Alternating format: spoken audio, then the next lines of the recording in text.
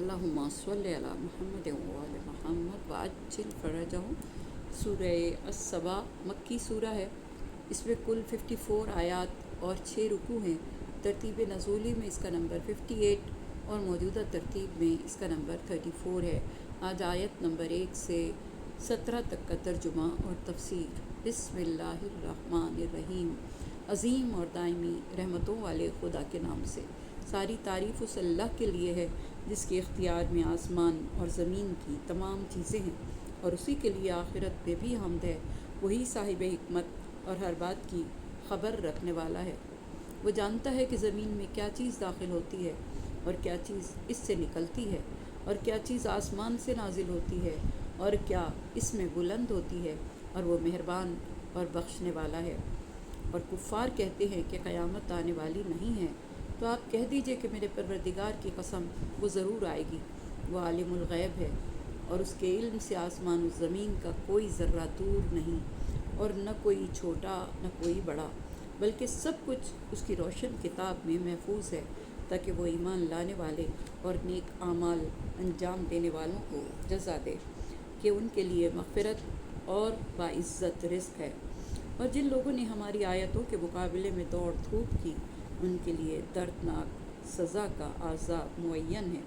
और जिन लोगों को इल्म दिया गया है, वो जानते हैं कि जो कुछ आपकी तरफ परवरदिगार की तरफ से नाजिल किया गया है, सब बिल्कुल हक़ है, और खुदाए गालिब और काबिल हम्द व सना की तरफ हिदायत करने वाला है।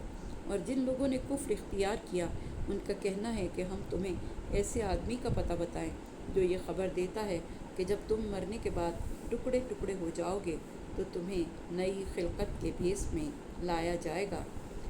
इसने अल्लाह पर झूठा इल्ज़ाम बांधा है, या इसमें जुनून पाया जाता है? नहीं, बल्कि जो लोग आखिरत पर ईमान नहीं रखते, वो आज़ाब और गुमराही में मुब्तला हैं।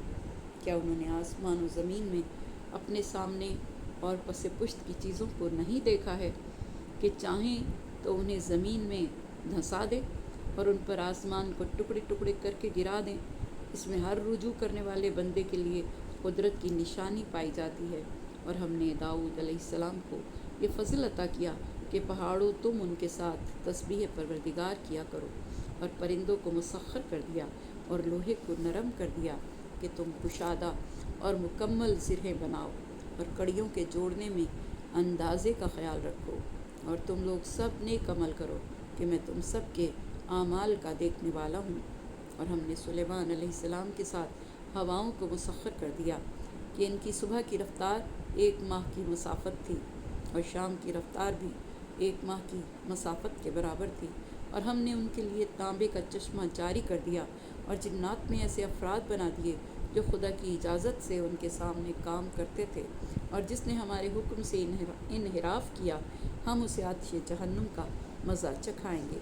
ये जिन्नात सुलेमान अलैहिस्सलाम के लिए जो वो चाहते थे बना देते थे, जैसे महराबें, तस्वीरें और हौज़ों के बराबर बड़े बड़े प्याले, बड़ी बड़ी ज़मीन में गड़ी हुई देगें।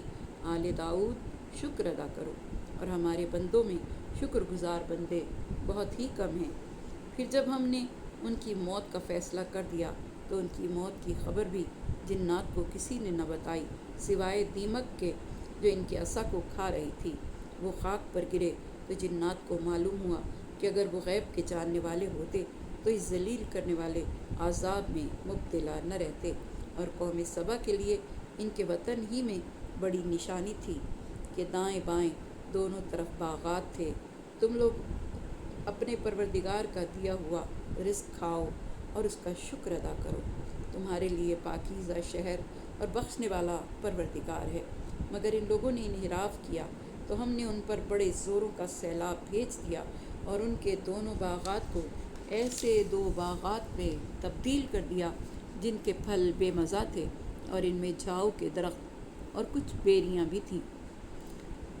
ये हमने उनकी नाशुक्री की सज़ा दी है। क्या हम नाशुक्रों के अलावा किसी को सज़ा देते हैं? आयत नंबर 17 तक का तर्जुमा।